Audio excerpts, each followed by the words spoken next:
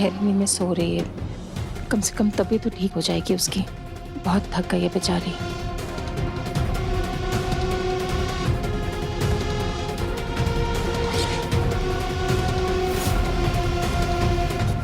जब भी केतकी की नींद खुले माँ को याद नहीं होना चाहिए, वरना आँख खुलते ही वो माँ को सब बता देगी।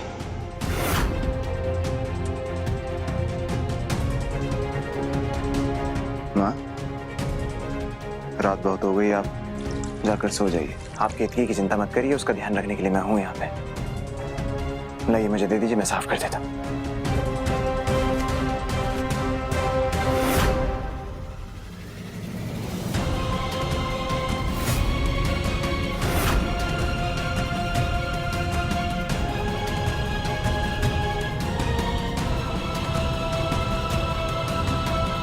इसी तरह हमेशा ध्यान रखोगे ना केतकी का?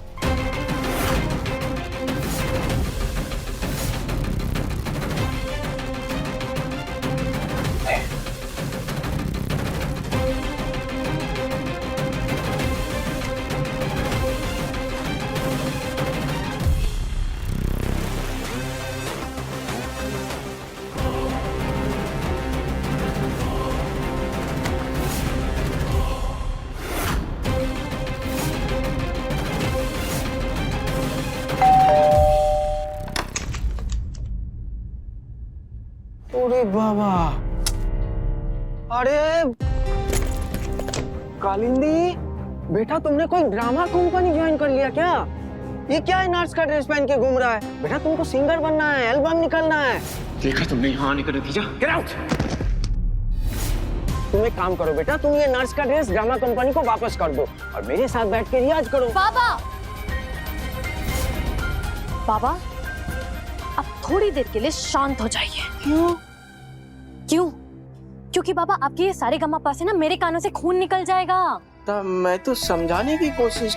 हाँ ठीक ठीक, आप एक काम कीजिए, आप जाइए, आप जाकर चावल बनाइए। ठीक है जी, तुम शांत हो जाओ बेटा, शांत रहो।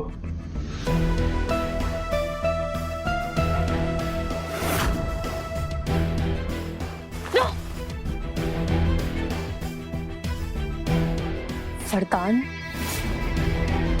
तुमने मेरी इंसल्ट करके ठीक नहीं किया, क्योंकि अब इस बेइज्जती की कीमत केतकी चुकाएगी, चुकाएगी, चुकाएगी।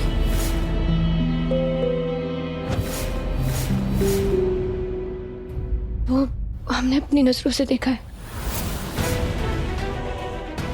वरदान जी के साथ वो लड़की कौन थी?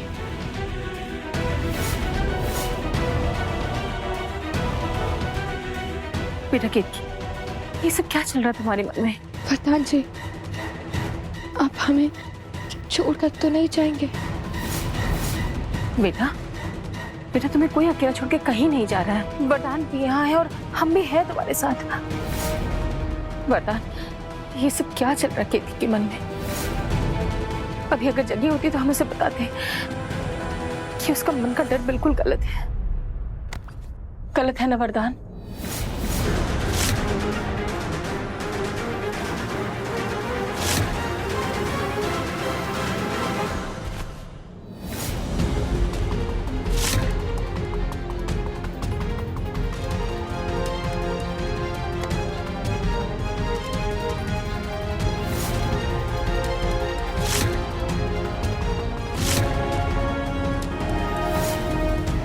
तुम जानते हो ना वरदान, तुम हमारी आंखों का तारा हो,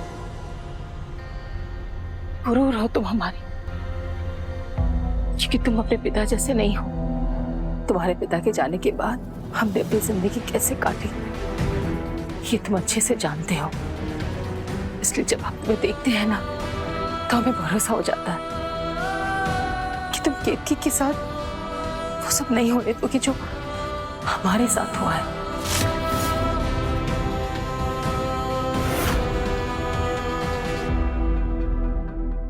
कभी अपनी राह से नहीं भटकोगी, तुम कभी भी केतकी को धोखा नहीं दोगी। इस भरोसे को टूटने मत देना।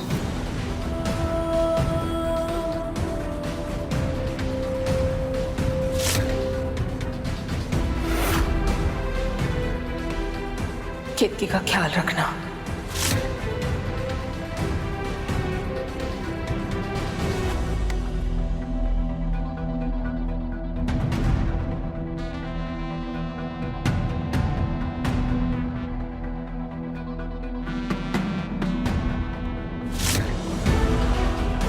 केत की नींद में जो भी बड़बड़ा रही है उससे ये तो साफ है कि उसने मुझे कालिंदी के साथ देख लिया है।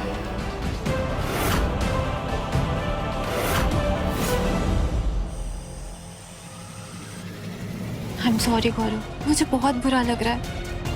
पता नहीं केतकी को अचानक क्या हुआ। उसके कहने पर मैंने अंकल आंटी को कन्विंस किया, रूबी का अफेयर होने के बावजूद तुम दोनों की शादी के लिए हमने इतना कुछ किया, तो उसे भी तो कुछ कहना चाहिए था ना। उसके हस्बैंड ने सबके साथ इतनी बदतमीजी की और उसके मुंह से एक वर्ड नहीं निकला। नैना, एक्चुअली मैं केतकी को ब्लेम नहीं करती। जिसका पति ऐसा हो वो औरत बेचारी कर ही क्या सकती है। I agree with you aunty. ये तो मैंने और नैना ने भी देख ही लिया कि केतकी क्या थी पहले, और उस आदमी के साथ रहते रहते क्या ही हो गई वो। आई फील सॉरी फॉर केतकी यार। नैना, मुझे अब भी लगता है कि तुम्हें केतकी को कॉल करना चाहिए, उसे समझाना चाहिए। नहीं आकाश, किसी के कुछ भी कहने से केतकी को कुछ समझ नहीं आएगा, बट आई एम श्योर कि एक दिन उसे जरूर रियलाइज होगा, तब वो अपनी लाइफ को लेके सही फैसला लेने की हिम्मत रखे।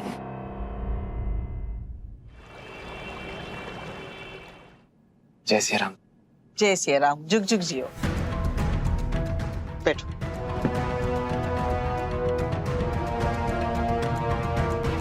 नींद तो नहीं हुई होगी ना ठीक से? भौरिया के वजह से बेचारा रात भर जागा होगा मेरा लल्ला। लो बेटा कुछ खा लो। अब भाभी नाश्ते के लिए नहीं आ रही है क्या? अरे कुछ बताया भौरिया ने? वो अचानक बेहोश कैसे हुई थी? अब तो ग्लूकोज भी चढ़ गया, कमजोरी भी खत्म हो गई होगी। कब तक आराम करने का इरादा है बहुरानी का? रूबी जाओ, केतकी को भी नाश्ते के लिए लेकर आ।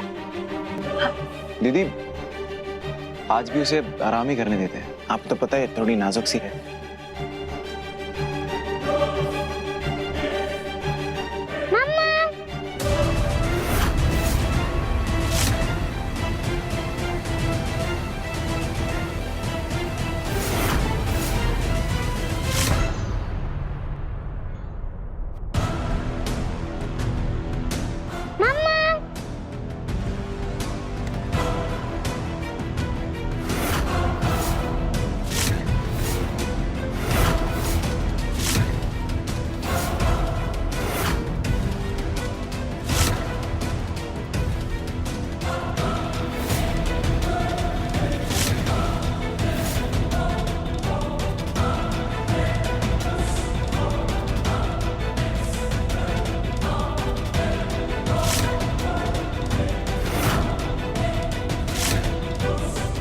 क्या भौरिया, इतने छोटे से व्रत में तुम्हारी ये हालत हो गई?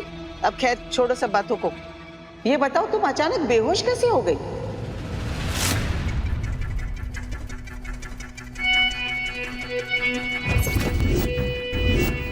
तुम इतनी जल्दी नीचे क्यों आ गई?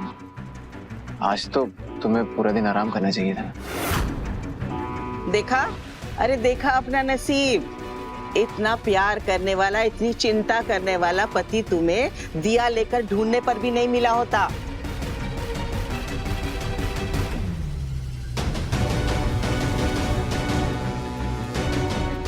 वरदान जी, कल जो घर में नर्स आई थी, वो कौन थी? वरदान जी, कल जो घर में नर्स आई थी, वो कौन थी? बेटा, उसे तो अस्पताल वालों ने भेजा था ड्रेसिंग के लिए, पर अब उसकी कोई जरूरत नहीं है ना वरदान?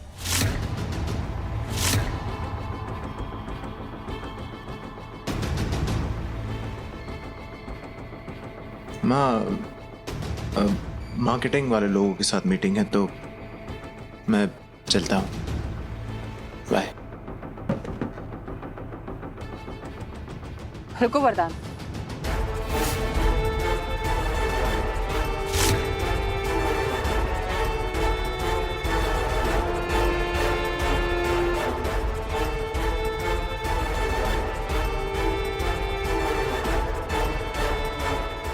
तुम पे कभी भी किसी की बुरी नजर ना पड़े।